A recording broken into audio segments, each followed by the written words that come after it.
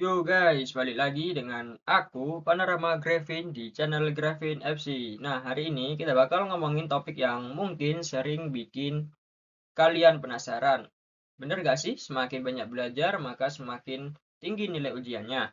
Atau jangan-jangan kalian udah belajar semalaman, tapi ujiannya tetap segitu-gitu aja? Tenang, di video ini kita bakal buktiin pakai data dan statistik, biar gak cuma kata-katanya doang. Oke, untuk materi hari ini adalah kita tentang korelasi. Sebelum masuk ke soalnya, kita perlu ketahui dulu apa itu korelasi. Jadi, korelasi adalah ukuran statistik yang menunjukkan hubungan atau keterkaitan antara dua variabel. Korelasi menjawab pertanyaan seperti, apakah ketika satu variabel naik, variabel lain ikut naik, atau malah turun, atau nggak ada hubungannya sama sekali. Misalnya, apakah semakin banyak belajar, maka nilai ujiannya semakin tinggi, dan apakah semakin banyak menonton TV, nilai ujiannya akan makin turun. Korelasi itu dilambangkan dengan R, yaitu koefisien korelasi dengan nilai plus 1 hubungan positif sempurna. X naik, Y naik secara proporsional.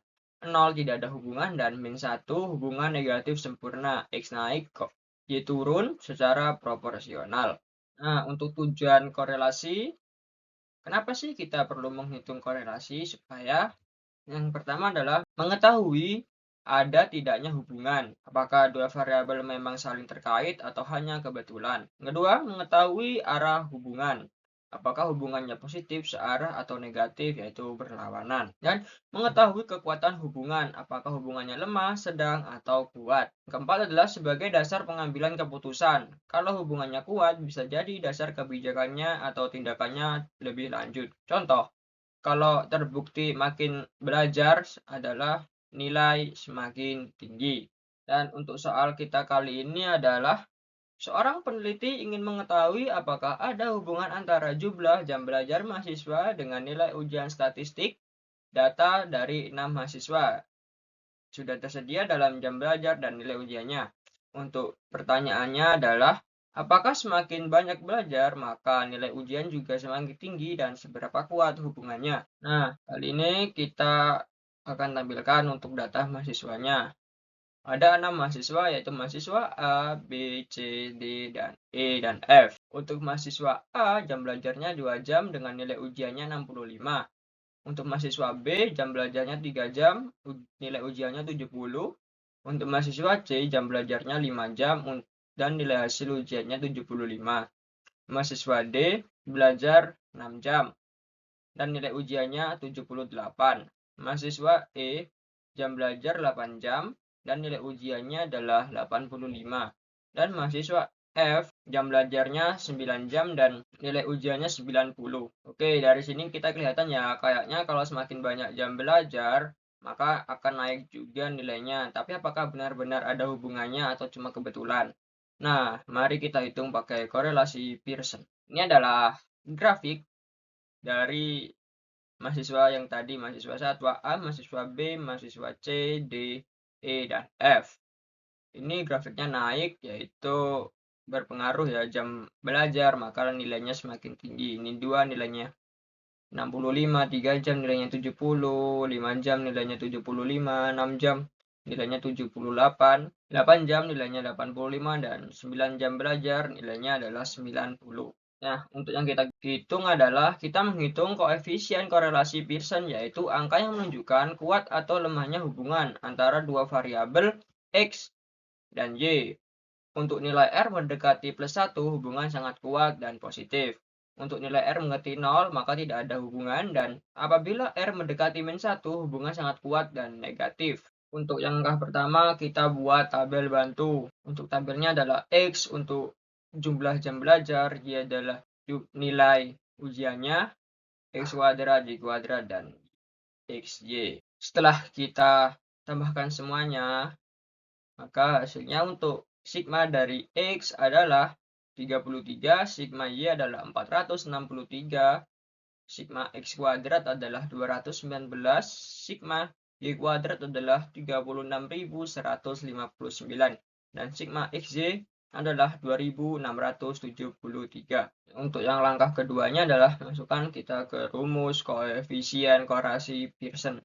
Untuk rumusnya sendiri adalah R sama dengan N dalam kurung sigma dari XY dikurangi sigma X dikali sigma Y dibagi akar dari dalam kurung N sigma X kuadrat dikurangi sigma X pangkat 2 dikali N kali sigma Y pangkat 2 dikurangi sigma Y pangkat 2. Nah, untuk hasilnya, untuk N adalah jumlah mahasiswa, maka kita tulis N dikali sigma X Y adalah 2673 dikurangi sigma X 33 dan dikali sigma Y adalah 463. Dibagi akar dari N adalah 6, sigma X kuadrat adalah 219 dikurangi sigma X adalah 33 pangkat 2. Kemudian N tetap 6. Untuk sigma Y kuadrat adalah 36.159 dikurangi sigma Y pangkat 2 adalah 463. Nah, kemudian kita masukkan ke dalam rumusnya, kita substitusikan. Untuk R sama dengan 16.038 dikurangi 15.279 dibagi akar dari 1314 dikurangi 1089 dikali 216.959 dikurangi 214.369. Nah, apabila 16.000 hasilnya adalah 759, yaitu kurangan dari 16.038 dikurangi 15.279. Kemudian dibagi akar dari 1314 dikurangi 1089 adalah 225. Kali hasil dari pengurangan 216.959 dikurangi 214.369 adalah 2.585.